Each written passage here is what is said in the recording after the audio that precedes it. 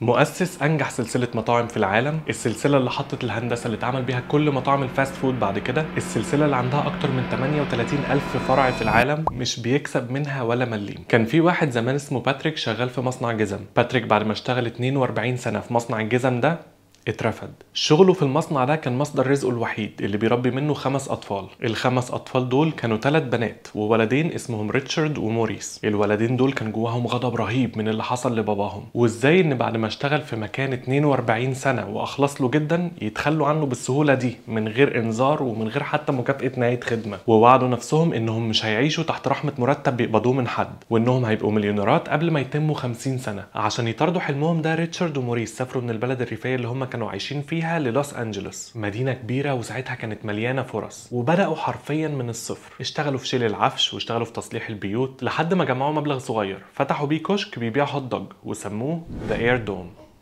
والكشك كان شغال كويس الى حد ما، بس مش بالشكل اللي يحقق لهم حلمهم انهم يبقوا مليونيرات. فجربوا يغيروا شويه في المنيو وزودوا مع الهوت دوج برجر وعصير برتقال. قرار تغيير المنيو ده كان صح جدا، لانهم بعدها بوقت قليل قدروا انهم ينقلوا الكشك ده لمكان احسن واكبر، وخلوا المنيو بتاعتهم فيها 25 ايتم بعد ما كانوا 4 أو 5 بس. ساعتها قرروا انهم كمان يغيروا اسم المطعم ده من ذا اير دوم لاسم عيلتهم. الاخين دول كان اسمهم ريتشارد وموريس ماكدونالد، فسموا المطعم بتاعهم ماكدونالدز.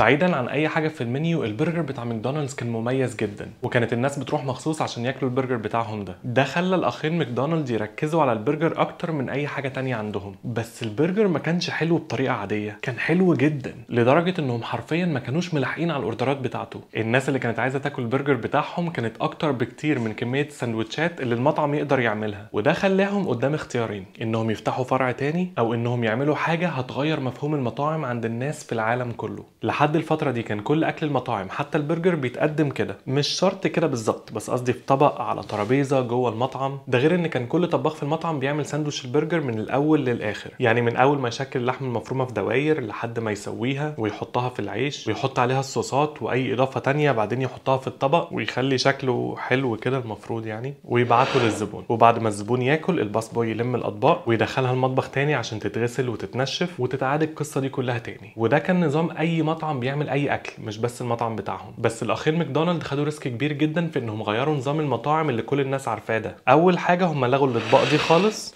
وبدلوها بالاكياس الورق. كده بعد ما الشخص ياكل الساندوتش ممكن يرمي الورق ده في الزباله ومش محتاجين حد يغسل مواعين. ده كمان خلى ان اي حد ممكن ياخد الساندوتش ده في الكيس الورق وياكله في اي حته، في الشارع مثلا او في العربيه او في اي حته. والاهم بقى انهم غيروا الطريقه اللي بيتعمل بيها الاكل تماما. دلوقتي الطباخ في المطبخ بقى مش بيعمل الساندوتش كامل، لا، في واحد متخصص بس في انه يشكل اللحمه على شكل دواير، وواحد متخصص بس في انه يسوي البرجر على الجريل، وواحد متخصص بس في انه يحط مكونات الساندوتش على بعضها ويلفها، وواحد متخصص بس في انه يجمع الاوردر ده في الكيس ويديه للزبون. القرار كان غريب جدا لدرجه ان ما كانش في حد قادر يصمم لهم مطبخ ولا مطعم بالشكل ده، لان مفيش مهندس صمم مطبخ بالنظام ده قبل كده. فاضطروا الاخين هم شخصيا يشاركوا في التصميم والتنفيذ بتاع المطابخ دي بنفسهم. والريسك الكبير اللي هم خدوه ده نتيجته كانت مبهره. مبيعاتهم اتضاعفت كذا مره بسبب انهم كانوا بيخلصوا الاوردرات بسرعه، وانك ممكن تاخد الاوردر وتاكله في اي حته. ودي حاجه مهمه لكل الناس تقريبا، لان محدش بيحب يقف كتير يستنى الاوردر بتاعه. بس الحلو انهم بقوا قادرين يلحقوا على الاوردرات الكتير جدا اللي بقت بتجيلهم، ده بسبب الديزاين الجديد الغريب اللي هم عملوه ده. والنجاح ده خلاهم بعد سنين كتير وفروع كتير في نفس الولايه اللي هم كانوا فيها قدروا يحققوا حلمهم وبقوا مليونيرات قبل سن ال50. بس القصه ما انتهتش هنا. انا في اول الفيديو قلت لكم ان هم ما بيكسبوش من سلسله المطاعم دي، وكمان اكيد انتوا عارفين ان كل فروع ماكدونالدز مش موجوده في مدينه واحده، ده في فرعين على اول الشارع بتاعي. وده عشان شخص تاني ملوش علاقه بيهم كان طموح جدا اسمه راي كروك. راي كروك ده كان شغال في السيلز، وشغله كان بيخليه يسافر من ولايه للتانيه. وفي مره وهو في لوس انجلوس شاف يافطه كبيره كده على شكل ام مكتوب عليها ان المطعم ده بيبيع برجر. راي كان جعان فدخل المطعم وطلب الاوردر بتاعه، ووقف متوقع انه يستنى كتير عشان الاوردر بتاعه يتحضر. بس الاوردر جاله بعد دقايق. راي شك ان الاوردر مش بتاعه من كتر ما اتحضر بسرعه، واستغرب كمان جدا ان الاوردر ما جالوش في طبق، لا ده جاله في كيس ورق. بس رغم انه كان مستغرب في الاول الا انه انبهر بالفكره، ولقى انه حرام فكره زي دي تفضل محبوسه في لوس انجلوس بس، وانها لازم تنتشر في امريكا كلها. وفعلا راي قابل الاخين ماكدونالد. في الاول ما كانوش مقتنعين لانهم لانهم كان معاهم فلوس كتير كده كده، فمش محتاجين يخرجوا بره الولايه اللي هم فيها. بس راي كان شغال في السيلز زي ما قلت لكم، يعني اشطر حاجه هو فيها كانت البيع، وقدر يبيع لهم فكرته ويقنعهم بيها ويخليهم يبداوا يفتحوا فروع في ولايات تانية. مش بس كده، كمان اقنعهم انه يبقى شريكهم مش بس في المكسب،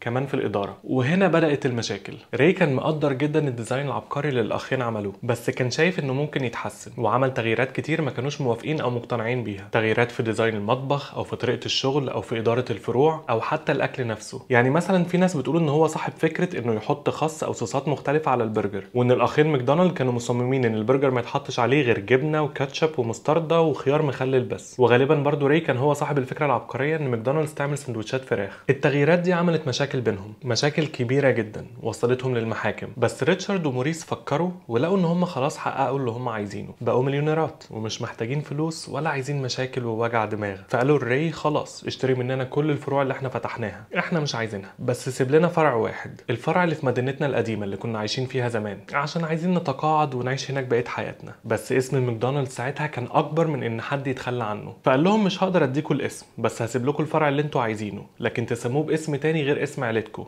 ماكدونالدز، عشان انا هشتري منكم الاسم ده. وبعد جدال الاخين وافقوا وباعوا وتقاعدوا وعاشوا حياه هاديه. وراي طموحه خلاه انه بعد ما انتشر في امريكا كلها يبدا يفتح فروع في بلاد تانية في العالم كله، وبقت سلسله ماكدونالدز دي انجح سلسله مطاعم في العالم. من الحاجات الغريبة اللي قريتها وانا بحضر الفيديو ده هو ان ساندوتش البرجر عند ماكدونالدز اول ما بدأوا كان ب 10 سنت، دلوقتي البيج ماك في نفس الفرع تقريبا ب 11 دولار. كمان هم لما بدأوا كانوا بيقدموا تشيبس مع البرجر مش فرايز. مش متخيل ماكدونالدز خالص بصراحة من غير الفرايز المميزة بتاعتهم دي.